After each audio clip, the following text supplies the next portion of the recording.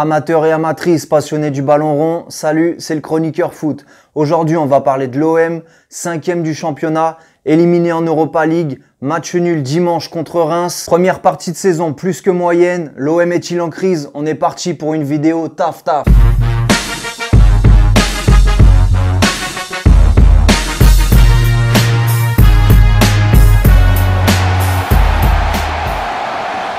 Pour commencer, on va revenir sur le mercato d'été qui pour moi n'a pas du tout été bien géré. Balotelli, pas Balotelli, Raiola, pas Raiola, foutage de gueule, pas foutage de gueule, pigeon, pas pigeon. Ça a rythmé tout le mercato de l'OM. Au final, ils ont recruté 3 joueurs pour 54 millions d'euros. T'en as 2 sur 3 qui jouent très rarement, l'un d'eux étant l'ancien défenseur de Salzbourg. J'ai même pas envie de m'aventurer à essayer de prononcer son blaze. Ce week-end, une fois de plus, il est sur le banc de touche et on lui préfère Rolando. T'imagines? Et ce mec-là t'a coûté 19 millions d'euros. Et en catastrophe, pour te faire oublier que cette année encore, il n'y aura pas le tant attendu grand attaquant, ils te vendent le jeune Anguissa, 23 ans, que j'ai trouvé pas mal l'année dernière et complémentaire avec Luis Gustavo pour 30 millions. Et te prennent à la place pour 25 millions Strootman, qui a été, c'est vrai, pas mauvais l'année dernière avec la Roma, mais qui a été aussi ces dernières années très longtemps blessé et qui n'avait en plus pas l'air motivé à l'idée de rejoindre l'OM cet été. Je suis pas sûr que dans 2-3 ans tu arrives à le revendre 25 millions et récupérer ton oseille. Pour moi, poste pour poste, stratégiquement, j'aurais gardé Anguissa. Strootman aujourd'hui, il amène aucune valeur ajoutée.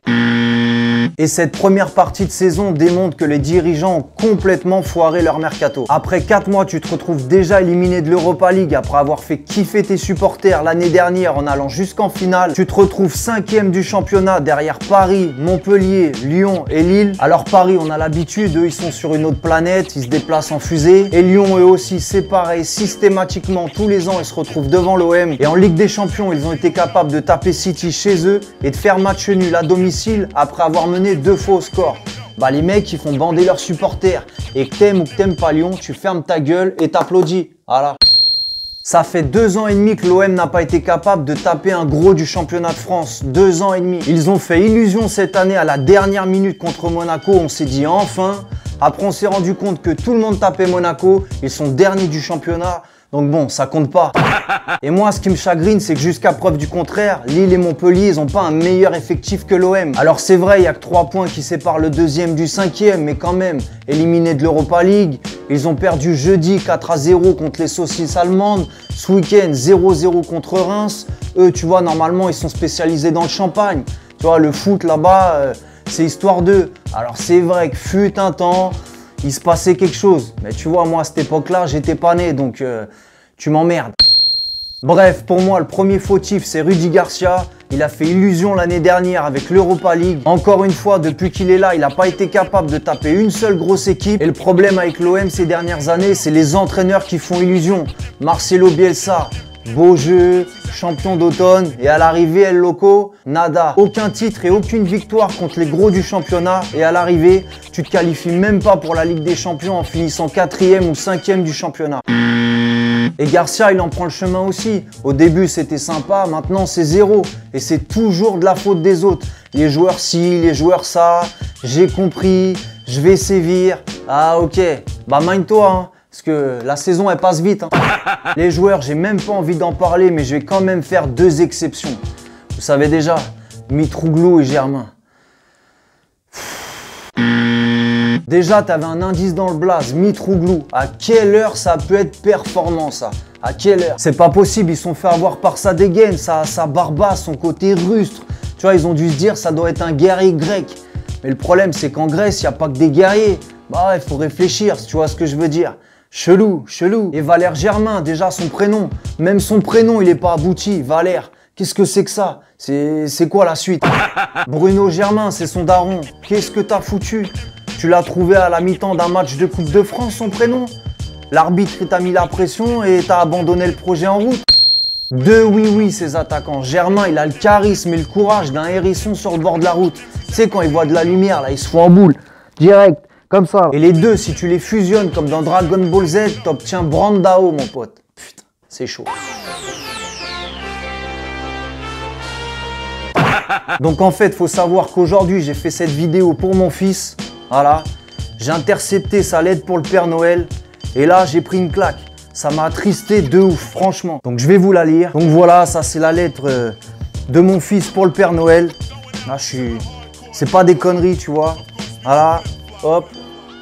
Pour le Père Noël. Bon déjà, s'il vous plaît, il est au CP, soyez indulgents. Je veux pas de moquerie, hein.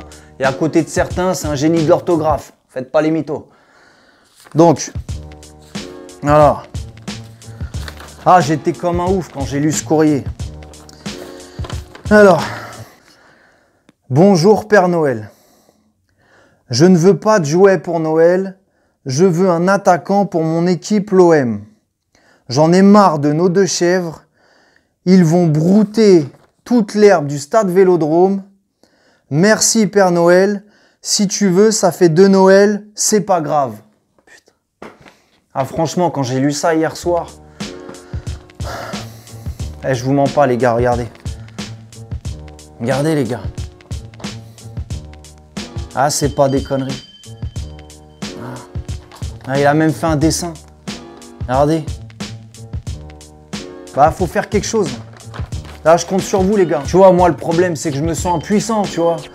Déjà, pour acheter un attaquant, moi, au niveau du budget Noël, je vais être ric-rac, les gars. Je vais être ric-rac. Moi, à la base, j'avais prévu de lui acheter des Lego Ninjago, là, et une voiture télécommandée, tu vois. Comment je vais faire maintenant ? Donc voilà, j'espère que les dirigeants olympiens regarderont cette vidéo et qu'ils feront le nécessaire pour le Noël de mon fils. Je compte sur vous mes salles sportifs pour partager et faire en sorte que ça arrive à leurs oreilles. Je l'ai dit lors de mon dernier live, n'hésitez pas à vous abonner sur mon Instagram. Il va s'afficher à la fin de la vidéo. Pour l'instant on n'est pas nombreux donc là, ça m'emmerde. Voilà, en attendant que la magie de Noël opère mes salles sportifs, comme d'habitude, lâchez-moi vos tablettes, vos PC, vos portables. Aérez-vous la tête, faites du sport et ça fera plaisir à vos mamans.